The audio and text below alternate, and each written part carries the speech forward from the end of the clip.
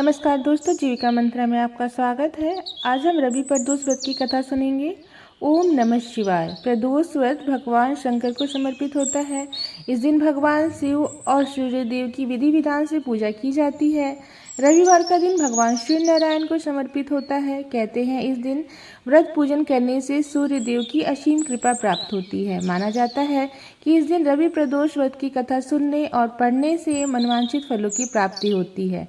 तो आइए सुनते हैं रवि प्रदोष व्रत की प्राचीन कथा। प्राचीन समय की बात है। सब प्राणियों के हितार्थ परम पावन भागीरथी के तट पर ऋषियों द्वारा विशाल आयोजन किया गया। इस सभा में व्यास जी के परम शिष्य पुराण वेता सूत जी महाराज हरि कीर्तन करते हुए पधारे। सूत जी को आते देख सनक आदि 88,000 ऋषि मुनि खड़े होकर दंडवत प्रणाम किया। महाज्ञानी सूत जी ने भक्ति भाव से ऋषियों को हृदय से लगाया और आशीर्वाद दिया। विद्वान ऋषिगण और समस्त शिष्य आसनों पर विराजमान हो गए।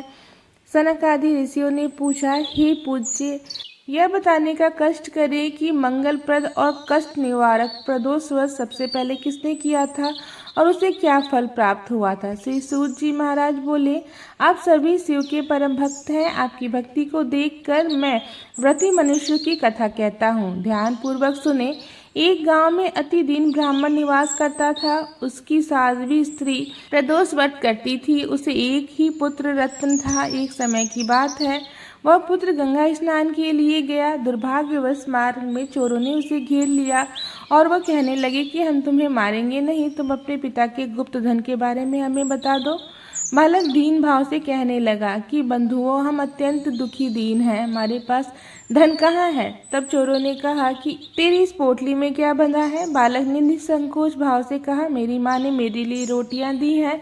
यह सुनकर चोरों ने अपने साथियों से कहा कि साथियों, यह बहुत ही दीन दुखी मनुष्य है, अतः हम किसी और को लूटेंगे। इतना कहकर चोरों ने उस बालक को जाने दिया। बालक वहां से चलते हुए एक गांव में पहुंचा। नगर के पास एक बरगद का पेड़ था।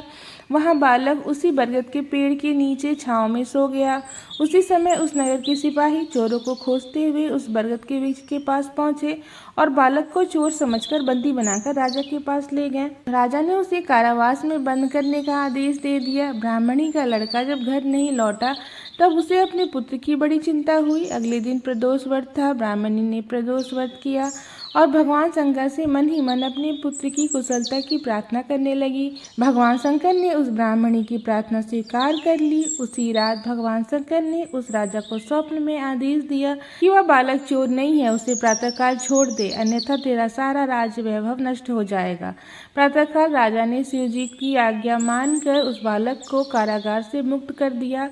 बालक ने अपनी सभी कहानी राजा को सुनाई। सारा वृतांत सुनकर राजा ने अपने सिपाहियों को उस बालक के घर भेजा और उसके माता पिता को राज दरबार में बुलाया। उसके माता पिता बहुत ही भयभीत थे। राजा ने उन्हें भयभीत देखकर कहा कि आप भयभीत न हो, आपका बालक निर्दोष है। राजा ने ब्राह्मण को 5 गांव दान में दिए, जिससे कि उनका जीवन सुखपूर्वक व्यतीत हो सके। भगवान शिव की कृपा से ब्राह्मण परिवार आनंद से रहने लगा। इसलिए मनुष्य को प्रदोष व्रत अवश्य करना चाहिए और साथ ही भगवान शिव का विधि विधान से पूजन भी करना चाहिए। इससे व्यक्ति का जीवन सुखमय हो जाता है। उम्मीद है आपको रवि प्रदोष व्रत की कथा अच्छी लगी होगी। अगर आपको यह कथा अच्छी लगी है तो कमेंट बॉक्स में ओम नमः शिवाय लिखना न भूलें। धन्यवाद।